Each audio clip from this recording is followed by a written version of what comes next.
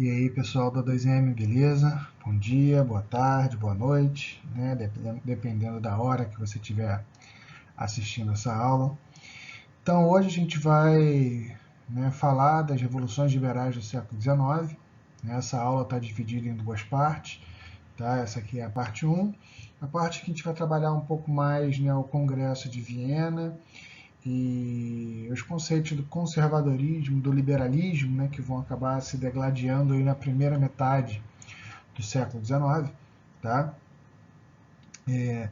Então, como foco norteador dessa primeira parte, a gente vai tentar identificar as principais causas e características que vão levar a essas revoluções, principalmente através desse embate entre conservadores e liberais, na primeira metade do século XIX.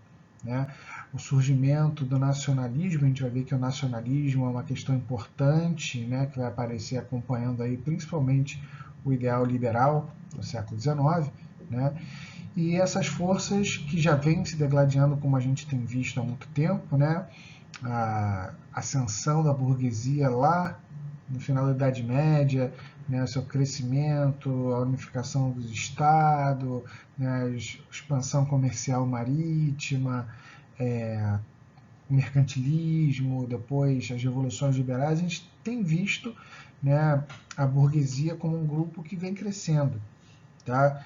Em poder, em força. As revoluções liberais elas estão coroando essa ascensão da burguesia.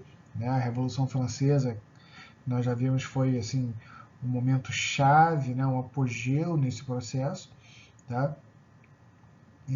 Seguida pelas conquistas napoleônicas, e o Congresso de Viena ele ocorre justamente ao fim dessas conquistas, e vai ser meio que o Império contra-ataca do antigo regime. Então, o Congresso de Viena ele é assim, um grande encontro diplomático do século XIX, sem dúvida nenhuma ele é uma marca bem forte do século XIX, que começa com a primeira derrota de Napoleão. Você tem o início do Congresso de Viena, que é interrompido durante o retorno dele para a França, no governo de 100 dias. Tá? Depois eles voltam e fecham os seus acordos, suas decisões em 1815. Tá? Então, o Congresso de Viena, a grande data que marca o Congresso de Viena é 1815. Tá? E quais são os principais objetivos desse Congresso? Primeiramente, reorganizar a bagunça, a treta toda que tinha dado na Europa, a bagunça toda do Napoleão. Tá? Eles querem botar ordem na casa. Tá? No discurso, eles falam que vão restaurar as fronteiras europeias para o status quo pré-1789, ou seja, pré-Revolução Francesa. Tá?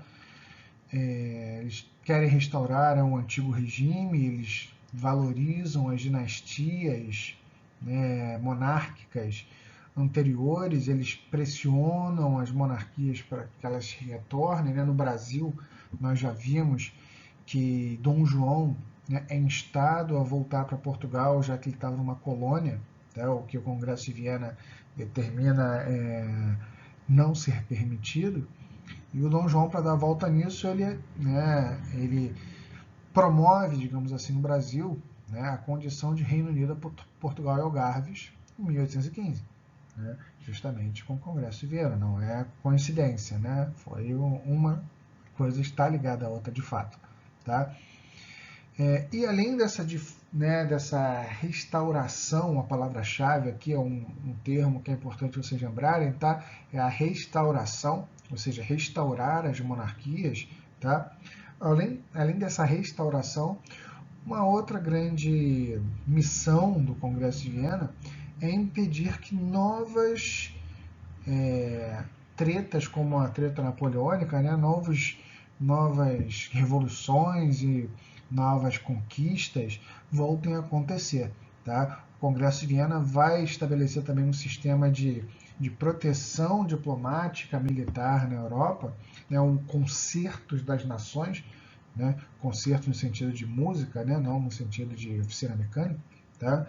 Então, o concerto das nações, em que todos eles agem em conjunto, tá? Fazendo uma balança ali de balanceamento de poderes. É um balanceamento de poderes que vai funcionar de fato, tá? Até a unificação alemã, que dá meio que uma balançada, mas a Europa passa o resto do século XIX sem muitas, né, guerras tão profundas assim entre as principais potências europeias. Né? A Guerra Franco-Prussiana talvez tenha sido a mais significativa delas. Tá?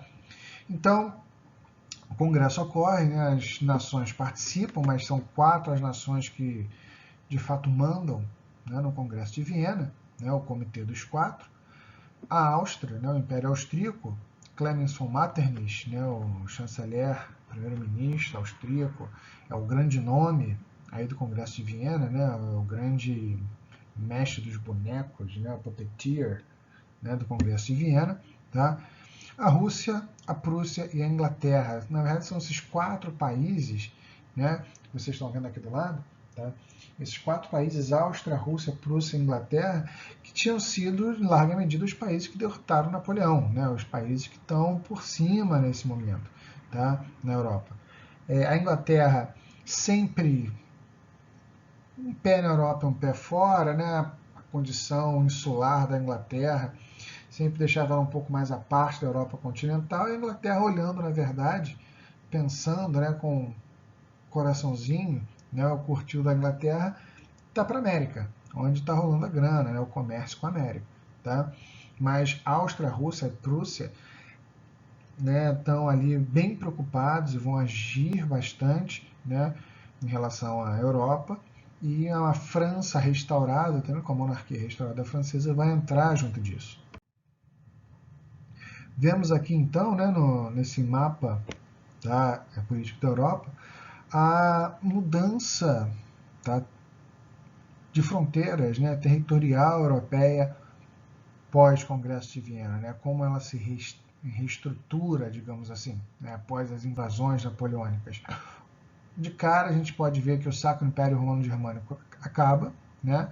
Temos a Confederação Germânica aqui nessa linhazinha azul, tá? Que vem por aqui no mapa, tá? A Confederação Germânica né? Você tem vários estados germânicos e ela funciona meio que como uma região de livre comércio, livre trânsito. Nós vamos falar melhor dela quando falarmos da unificação alemã, tá? O Império Austríaco, né? A gente consegue ver no mapa uma grande área conquistada pelo Império Austríaco, tá? Com o Congresso de Viena, com os acordos do Congresso de Viena, o Vêneto ali, né? A Lombardia, a região norte da atual Itália, que era uma região já naquela época rica e até hoje uma região rica dentro da Itália, né? Passa a fazer parte do Império Austríaco, tá? Depois a Áustria vai acabar, obviamente, perdendo esses territórios, né?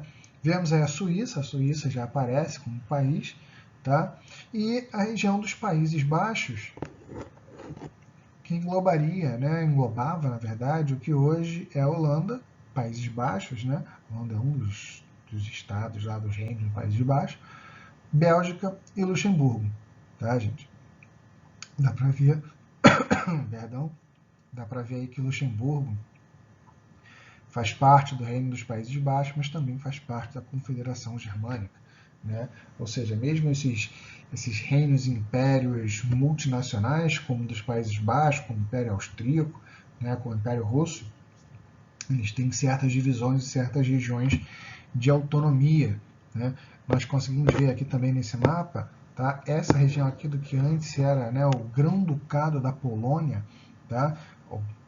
Polônia, mais ou menos, né, que é dividida, tá, em partes, parte com a Rússia, parte ali com a Prússia, uma parte também não está aparecendo muito bem ao sul, não tão grande, que também fica com o Império Austríaco, tá? E isso vai aparecer, né, essas reivindicações da Polônia por autonomia, né, vão aparecer nas revoluções que a gente vai falar, né, em 1830, tá? Então a Europa está mudada, tá? E uma questão chave aqui é que o Congresso de Viena ele não leva em consideração os anseios da população, tá? Esse princípio, né, um princípio que no século XX, tá, vai ser muito comentado, o princípio da autodeterminação dos povos, tá? Ele não passa longe aqui, ele não é considerado, passa bem longe. E por mais que as nações falassem que estavam reestruturando, né, a Europa de acordo com o status quo de 1789, isso é balela, né? Se a gente for olhar aqui né, os ganhos territoriais, estão com Rússia, Prússia e Áustria, né? Dinamarca pega só um pouquinho ali, mas basicamente as grandes nações vencedoras, as grandes nações que tinham, digamos assim, força no Congresso de Viena, certo?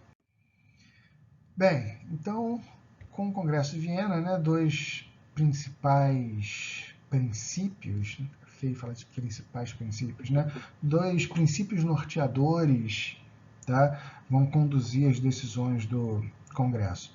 Tá? O princípio de legitimidade, que está ligado à restauração, ou seja, as dinastias que teriam a legitimidade em governar, restaurar as monarquias com quem teria a legitimidade, ou seja, seguindo a tradição. A gente vai ver que tradição é um elemento, né, caro para os conservadores, para o conservadorismo no século XIX. Tá? Então, restaurar as dinastias, né, principalmente a dinastia francesa, tá? E manter o equilíbrio político-militar. Né? As medidas diplomáticas vão ser, né, feitos outros encontros, vão criar uma política de intervenções militares quando necessário, né, e para isso vão criar alianças militares entre as nações. Tá? Inicialmente, a Quádrupla Aliança aparece como uma aliança formada para impedir, né,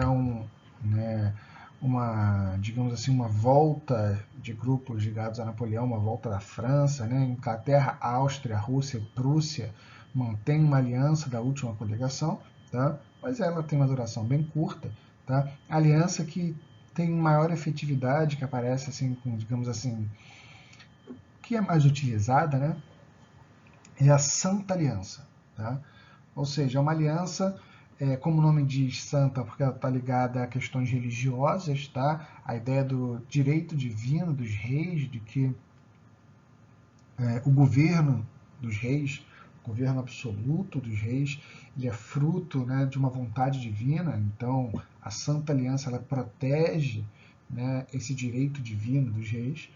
E, na verdade, é uma aliança para evitar a expansão do liberalismo, para evitar novas revoluções liberais, como foi a Revolução Francesa, né? Para não deixar o caldo entornar de novo. Então, Áustria, Rússia e Prússia, depois a França restaurada se junta a esse grupo, vão se dar o direito de intervir militarmente em outras nações quando vissem que, né, a monarquia estivesse ameaçada. Tá? Então, com o Congresso de Viena, né, temos Prússia e Rússia aparecendo aí no quadro de grandes potências europeias. Sempre costumo dizer, não confundam Prússia com Rússia, tá? Eu sei que Prússia não é tão falada, tão comentada hoje, porque ela virou Alemanha, tá? Ela em 1871 virou Alemanha. Mas Prússia é uma nação completamente diferente da Rússia, tá? Lembre-se disso, por favor. As pretensões nacionais italianas que já apareciam aí, né? O liberalismo traz com ele essa ideia um pouco do nacionalismo, né? E da representatividade popular, dependendo se a gente pegar aí um liberalismo russoniano, né? Do Rousseau, ele vai falar um pouco disso, tá? Então, mas a Itália, as pretensões nacionais da Itália, elas param, né, nas pretensões nacionais austríacas. Né? A Áustria tem interesse numa região, como a gente viu, conquista, pega para ela uma região grande do que a Itália, né? E a Itália continua sendo, né, nas palavras, né, do Metternich, apenas uma expressão geográfica. Tá? Ou seja, são vários estados distintos, uma parte do norte faz parte da Áustria, os estados papais de posse da igreja, o reino das duas Sicílias, tá? Não tem uma unidade, continua sem uma unidade. Na atual Alemanha, né, temos a Confederação dos Estados Germânicos, como nós falamos. Prússia e Áustria são as duas grandes nações, duas grandes forças. Tá? A Áustria ainda é a maior força. Tá? a Prússia ela está crescendo, né? Ela está, né, ganhando influência. Tá? A gente vai ver que no processo de unificação nacional alemã, né, a Prússia, né, vai justamente articular a exclusão da Áustria da Alemanha. A Áustria se forma sem a Alemanha justamente por essa questão, né, política, para que a Prússia fosse a grande nação em conteste de domínio dessa Alemanha. Tá? A Rússia, né, vai anexar parte da Polônia e da Finlândia. Né? A Polônia, coitada, passa de mão em mão. Né? A Inglaterra, como nós, né, vimos antes, está mais ligada com a América, então ela está, né, pregando, batendo ali a condenação do tráfico de escravos, o fim do tráfico de escravos.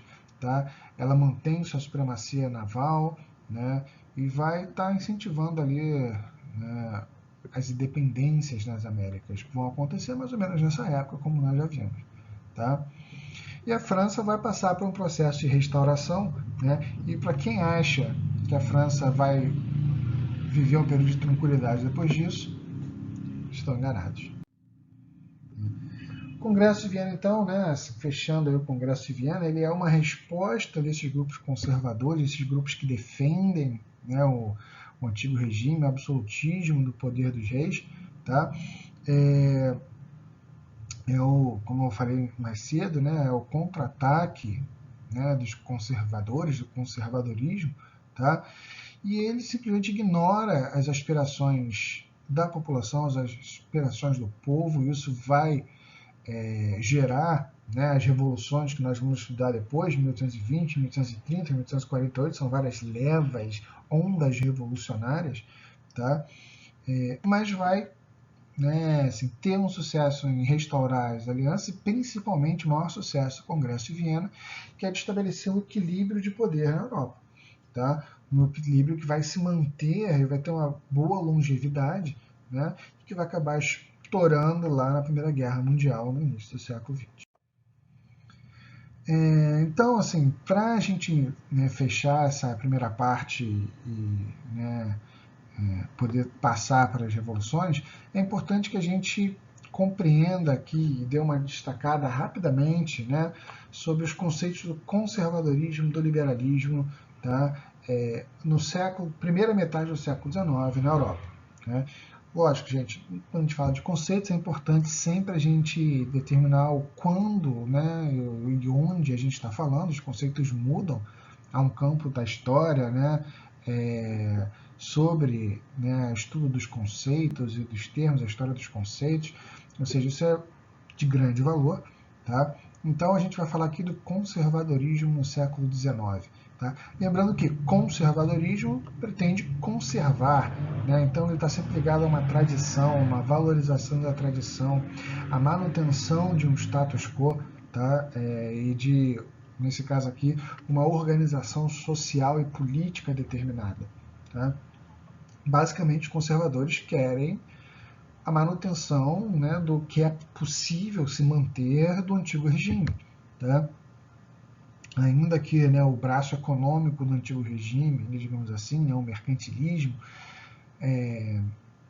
não seja, né, o grande foco, né, a gente está falando aqui de política, tá? Conservadorismo e liberalismo políticos, principalmente.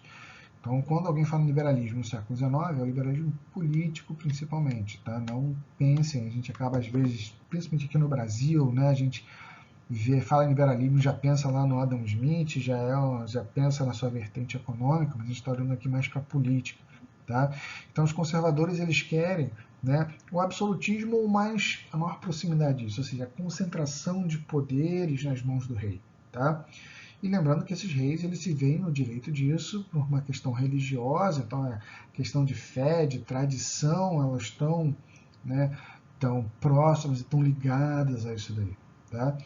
Para os conservadores, tá, a sociedade ela é hierarquizada, ela tem um topo, ela tem diferentes partes com diferentes funções e diferentes privilégios, digamos assim. Né? A ideia da sociedade orgânica, tá? Remontando lá a Menênio Agripa em Roma, falando com os plebeus, né? Comparando a sociedade com o corpo humano, os patrícios como o estômago, né? que não trabalhavam tanto, mas sem ele o corpo não viveria. Tá? Então aqui é mais ou menos a mesma coisa, ou seja, a ideia de que a sociedade formada por grupos, cada um com sua função, que sim tem direitos diferentes, sim tem privilégios diferentes, mas que um precisa do outro para sobreviver. Tá? Ou seja, eles não são adeptos, né? Eles não reconhecem a ideia do contratualismo, do contrato social, de que a sociedade é formada por um acordo entre os indivíduos que nela estão. Tá? Uma base importantíssima para o liberalismo, né? A ideia de que os indivíduos eles têm voz, eles têm direitos, eles têm deveres, porque eles vivem numa sociedade em que todos estão ligados e que todos vivem nesse contrato, nesse acordo. Né?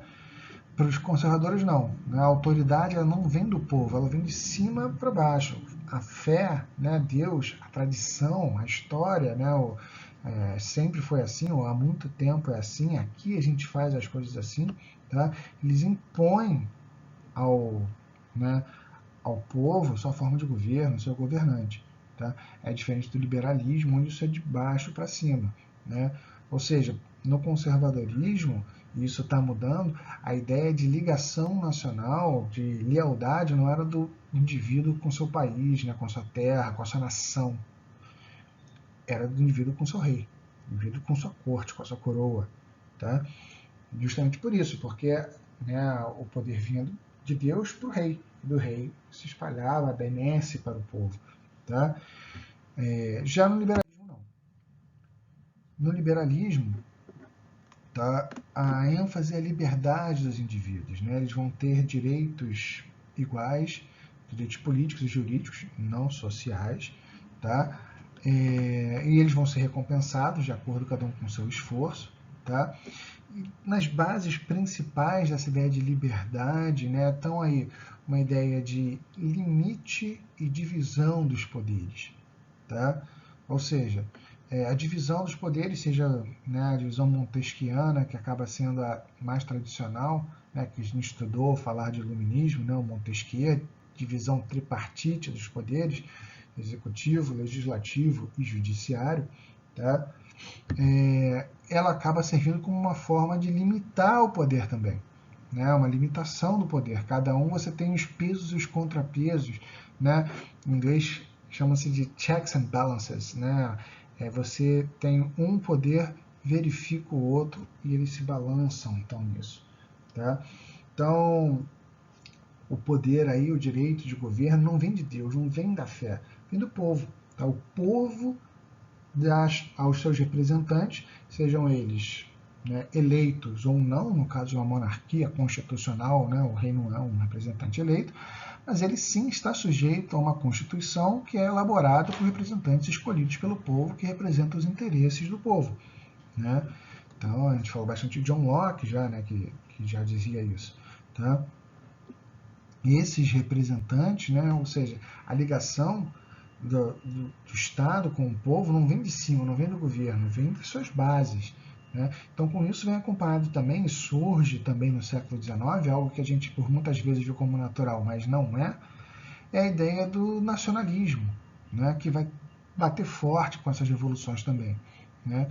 Então, a gente tem aí um Congresso de Viena, tá? Formado com uma onda conservadora, que está tentando desfazer diversos ganhos e mudanças né, que foram trazidas com a Revolução Francesa, com o governo napoleônico, tá? E um ideário liberal tá, que se espalhou pela sociedade, né? E que não é facilmente, não vai ser facilmente, né? Não vai ser de forma nenhuma, como a gente vai ver, mas não seria facilmente calado, né? Sufocado por esses poderes. Então, gente, vendo aí os objetivos novamente, tá? A gente pode pensar, né? O primeiro dele era como podem ser caracterizadas as disputas entre conservadores e liberais nessa primeira metade do século XIX, tá?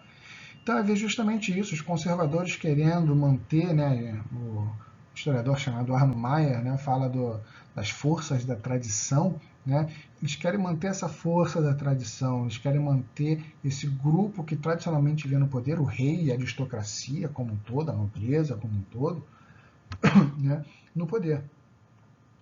E talvez não necessariamente com um absolutismo, mas com uma centralização de poder nas mãos do rei. Tá? Já os liberais, né, lembra que o liberalismo é a ideia de moderno, do novo, do avançado, tá? Eles veem essa ideia de garantir liberdades, igualdades jurídicas e políticas, tá? E de delimitações do poder, né, dos poderes e divisão dos poderes. Já no segundo, né, na segunda parte, né, na segunda questão, de que forma o Congresso de Viena influenciou o conservadorismo na Europa no século XIX, né, lembrar que, né, o Congresso de Viena ele vai atuar com os dois princípios dele, mas nesse caso o princípio da restauração da legitimidade das monarquias e do esforço pelo retorno das monarquias vai ser central nessa disputa com os liberais, certo? E para isso a organização da Santa Aliança, né, aparece como um elemento chave que vai atuar diretamente, principalmente nas revoluções de 1820 e 1830, mas vai ter uma forte atuação. Beleza? Então, gente, a gente fecha aí a parte 1, tá? Fiquem ligados e assistam, estudem, né, a parte 2. Um grande abraço para vocês. Tchau, tchau.